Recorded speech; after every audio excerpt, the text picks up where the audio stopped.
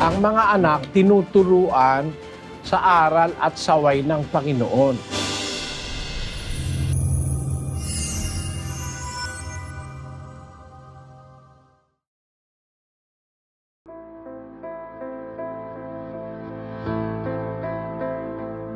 Yung nakasulat sa Efeso Kapitulo 6, versikulo 4, ang nakasulat ganito.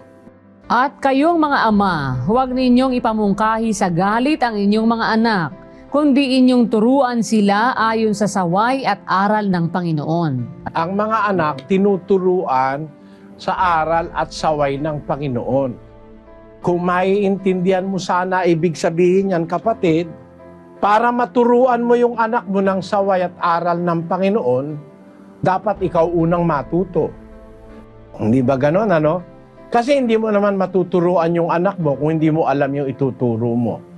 Yan ang nagbibigay ng pananagutan sa magulang na ikaw muna ang mag-aral ng saway at aral ng Panginoon, kasi doon mo papalakihin ang anak mo sa saway at aral ng Panginoon. 22:6 ng Kawikaan.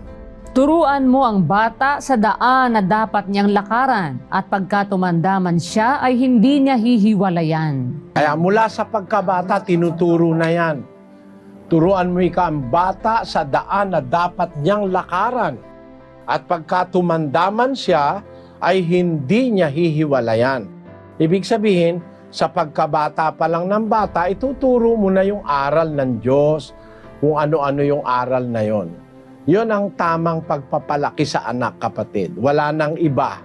Hindi ang pagpapalaki sa anak, pag-aaralin mo sa eskwela, mangungutang ka, magwawalang hiya ka, mapaaral mo lang sa eskwela, mapadala mo lang sa college, hindi mo naman tinuruan ang aral ng Diyos. Yung anak mo, pag nakatapos na, baka kung ano-ano pa ang gawin pagka nakatapos na Natuto nga sa eskwela, hindi naman natuto ng aral ng Diyos. Bakit? Yung magulang, ang mga anak nila ginawang dalubhasa sa karunungan pantao.